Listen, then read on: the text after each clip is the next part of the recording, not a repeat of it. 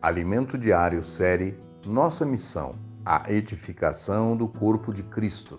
Volume 5, A Verdade Absoluta. Semana 2, o aperfeiçoamento dos santos para a obra do ministério. Anote os versículos desta sexta-feira. João, capítulo 5, do versículo 31 ao 36. Gálatas, capítulo 1, versículo 1. Efésios, capítulo 1, versículo 23. Efésios, capítulo 4, do versículo 9 ao 11. Trecho para ler com oração. Efésios, capítulo 3, versículo 8. A mim, o menor de todos os santos, me foi dada esta graça de pregar aos gentios o evangelho das insondáveis riquezas de Cristo, preenchidos de toda a plenitude de Deus. Ontem vimos que, por seguir o Cordeiro, temos uma habitação segura nos céus, Sião, por sua graça. Esse versículo complementa o que abordamos até o momento, que está em Efésios 4:10. Aquele que desceu é também o mesmo que subiu acima de todos os céus para encher todas as coisas. Deus quer dar-nos sua graça, e pela graça, sua vontade será feita. A igreja será edificada, nós cresceremos em vida, amadureceremos e alcançaremos as pessoas por meio do Evangelho. Deus quer usar-nos como usou o apóstolo Paulo. A graça que levamos às pessoas são as riquezas insondáveis de Cristo, como nos diz Efésios 3:8. E ela fará um trabalho naqueles que a receberem. A pessoa não apenas será salva e regenerada no Espírito, mas Cristo passará a habitar em seu coração, sendo o Senhor dela.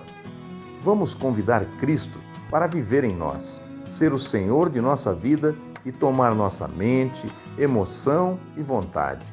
Não sejamos donos de nós mesmos. Enquanto Cristo habita em nós, somos preenchidos com as suas riquezas insondáveis. Veja o que nos diz Efésios 3:19. E conhecer o amor de Cristo, que excede todo entendimento, para que sejais tomados de toda a plenitude de Deus. Na versão King James, lemos: e assim entender o amor de Cristo, que excede todo o conhecimento, para que sejais preenchidos de toda a plenitude de Deus. Paulo fala sobre o dispensar da graça, pelo qual é possível levá-la às pessoas. Como resultado, as pessoas serão preenchidas com as riquezas insondáveis de Cristo. Essas riquezas produzem o senhorio, o domínio de Cristo em suas vidas. À medida em que recebem a graça pela palavra de Deus, serão preenchidas com Cristo até a plenitude de Deus. Tudo isso é resultado do trabalho que Cristo fez quando desceu ao Hades e quando subiu ao terceiro céu em sua ascensão. Cristo subiu até Sião para encher todas as coisas. Confira Efésios 4, versículos 9 e 10. Não deve existir nenhum espaço vazio de poder aqui na terra.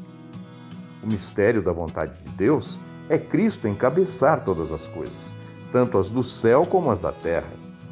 Todas as coisas devem ser sujeitas ao encabeçamento de Cristo. O que não se sujeitar, um dia será lançado no lago de fogo.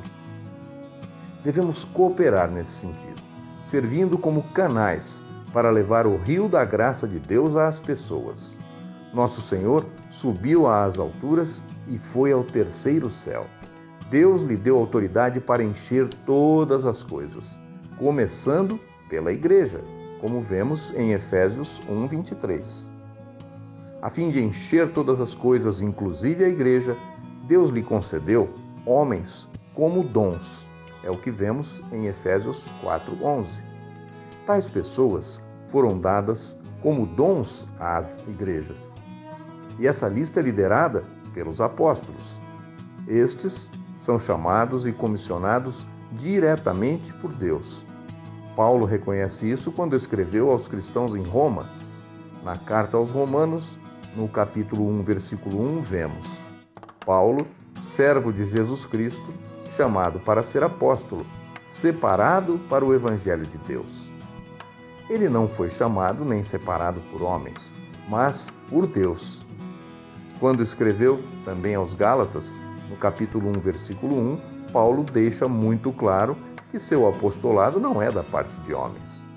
Não é por meio de politicagem, nem por sucessão, mas por Jesus Cristo e Deus Pai.